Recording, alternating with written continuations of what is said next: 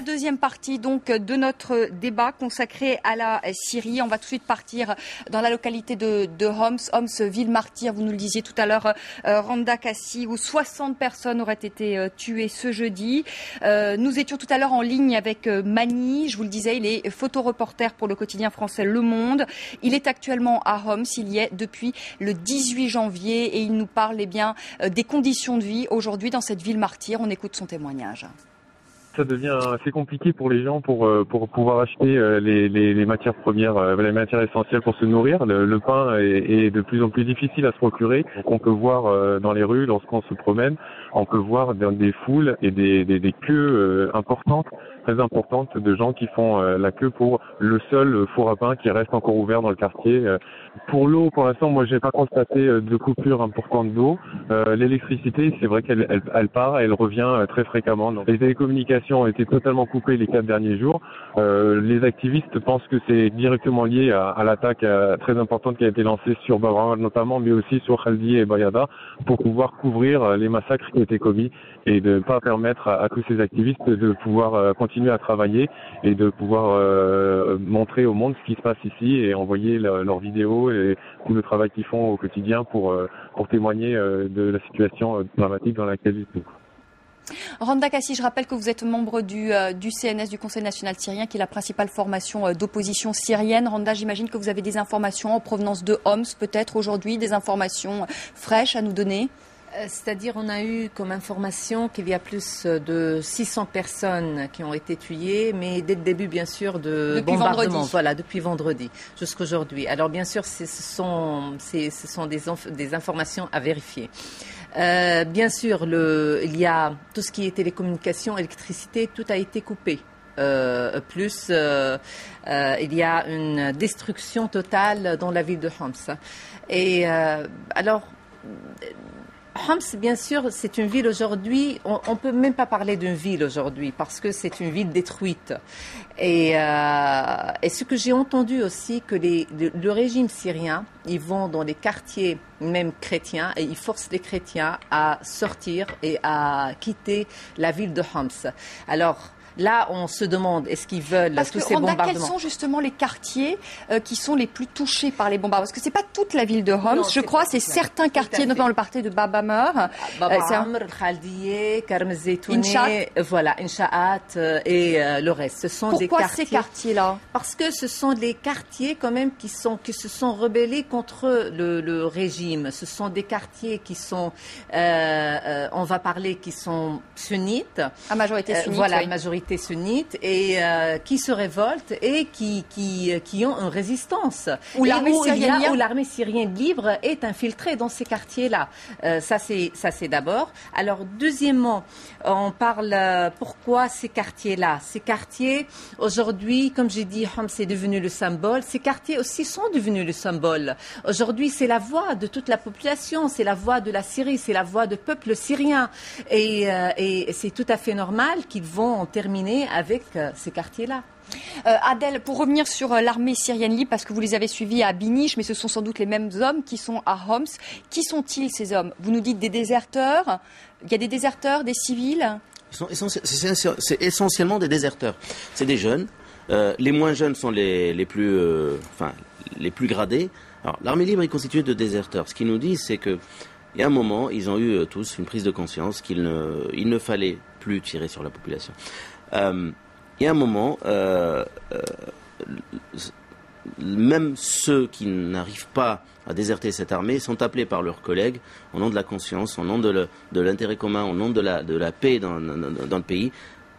Ils sont appelés à quitter l'armée régulière. Ils ne peuvent pas. Pourquoi? Parce que quand ils le font, on se venge de leur propre famille, on se venge de leurs frères, de leur père, etc. Je reviens sur un peu la stratégie du régime syrien par rapport à toutes ces villes. Bon, certes, il voit Homs comme étant le foyer de l'insurrection, mais ce qu'il ne sait pas, c'est qu'en s'attaquant à Homs, il ne fait que multiplier des foyers potentiels de cette insurrection. Alors, l'axe stratégique du conflit syrien, il va du nord au sud, il va d'Alep jusqu'à Dera. Bon, Il y a la ville de Deir ez-Zor un peu à l'est du pays. Il faut savoir que le territoire syrien s'étend sur une superficie de 185 000 km² à peu près, mais l'axe principal où se déroulent tous les affrontements, il va d'Alep à Deraa. Homs étant le foyer de l'insurrection subit ce qu'elle subit en ce moment. En deuxième position, je dirais Hama, pour ce qu'elle représente. Maintenant, ça ne veut pas dire que les autres villes ne subissent pas. Aujourd'hui, dans la région de Béniche, 200 blindés, 200 chars ont attaqué une ville limitrophe à Béniche qui est Sarakeb. Oui, parce qu'on parle de plusieurs villes pilonnées, on parle notamment de Homs, mais on pourrait aussi parler de Zabadani qui se trouve à 45 km de Damas. Donc nous, aujourd'hui, on se focalise sur Homs, il y a aussi d'autres villes martyres. Antoine, est-ce qu'on est entré aujourd'hui dans une logique de guerre civile? On va en reparler. Le CNS a appelé à ce que l'armée syrienne libre soit financée, soit armée. Est-ce qu'aujourd'hui on entre dans une logique de guerre civile? Est-ce qu'on y est dans cette guerre civile?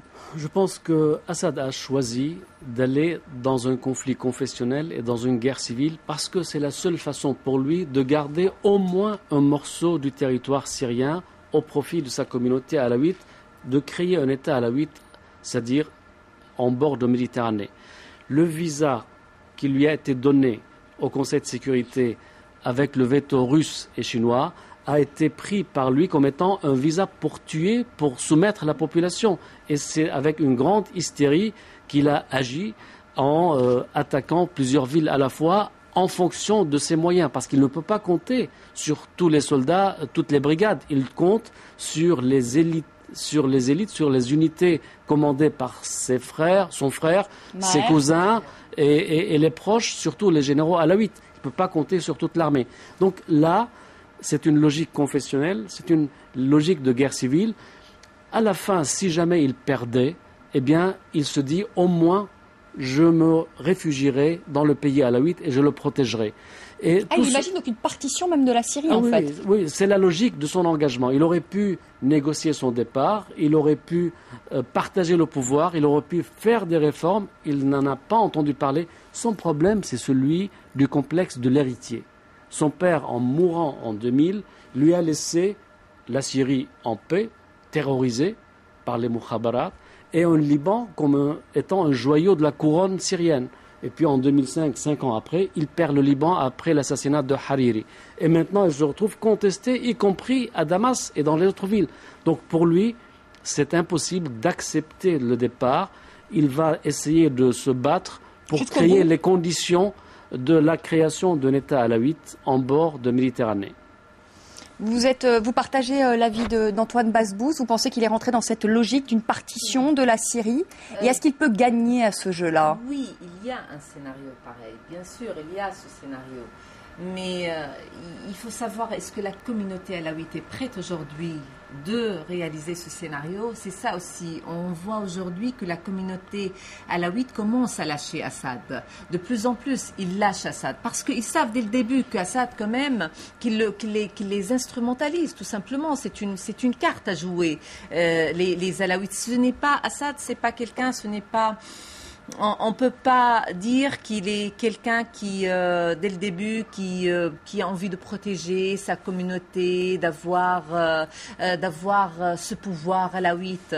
Mais non, il cherchait son pouvoir à lui-même. Et c'est pour ça d'ailleurs, après son arrivée au gouvernement, on l'a vu, il a écarté beaucoup de la garde, de toute façon les grands généraux de la vieille garde. Il a choisi des autres qui viennent des autres, je veux dire de la majorité, qui sont des sunnites.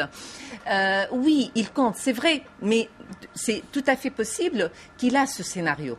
Et il y a plusieurs scénarios. Mais je suis aussi pour un autre scénario, peut-être qu'aujourd'hui, il est entré aussi dans une phase qu'ils disent que peut-être... qu'il est prêt aussi à lâcher le pouvoir s'il trouvera une sortie saine à lui et de passer le pouvoir à son vice-président. Et pourquoi pas, c'est-à-dire en discuter, pourquoi pas commencer ces négociations avec la Russie pour trouver une sortie de cette impasse.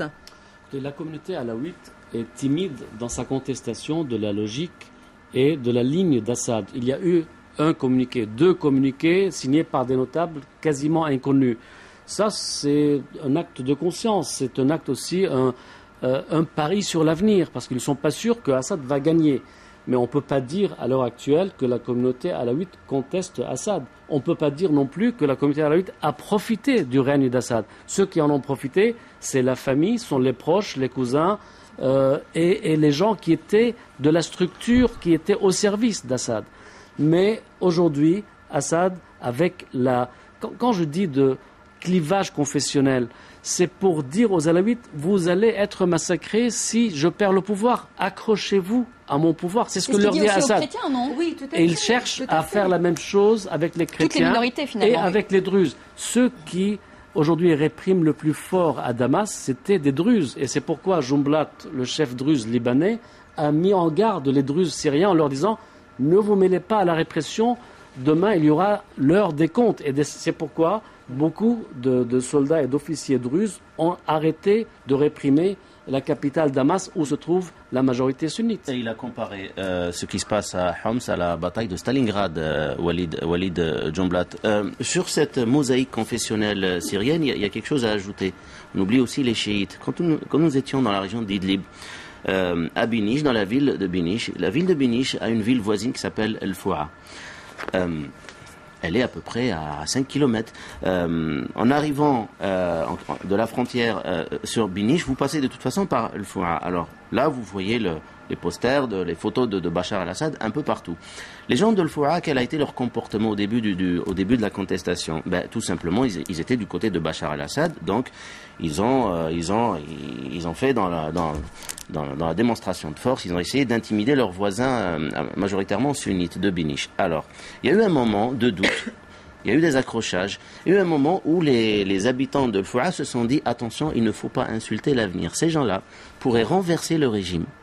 Et nous serions à ce moment-là dans de beaux draps. Alors autant négocier tout de suite, autant s'aménager un petit avenir plus ou moins serein pour nos enfants. Et c'est là qu'ont commencé en catimini des négociations. Ils ont envoyé des émissaires à leurs voisins sunnites pour leur dire, nous, vous êtes nos voisins, on tient à ce que ces rapports sains perdurent aujourd'hui et demain.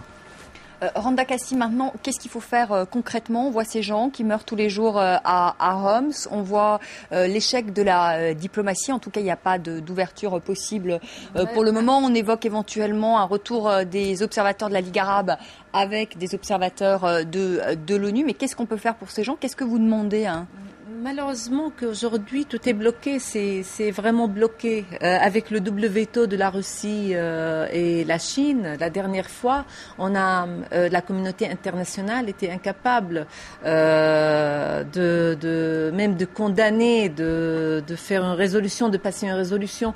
Le problème aujourd'hui, oui, vous le savez, peut-être il y a beaucoup des voix aujourd'hui qui se lèvent. On a demandé une intervention militaire, même si c'est impossible. Mais vous ne l'aurez pas, oui, on sait très bien, mais à cause de la Libye d'ailleurs. Oui, mais on va pas cesser de on va pas cesser de le dire et de le redire. C'est pas parce que on l'aura pas, on va arrêter de le dire. C'est ça, c'est-à-dire mettre la communauté internationale face à sa responsabilité. Aujourd'hui, on est tous aujourd'hui quand même. Je peux dire que nous complotons quelque part avec ce régime en laissant ces gens mourir, en laissant ses enfants, en laissant tout. Qu'est-ce que vous voulez que je vous dise ? C'est vraiment bloqué. Mais là, ce que je peux dire aujourd'hui, c'est entamer, oui, des négociations entre les opposants syriens, entre les forces d'opposition et la Russie.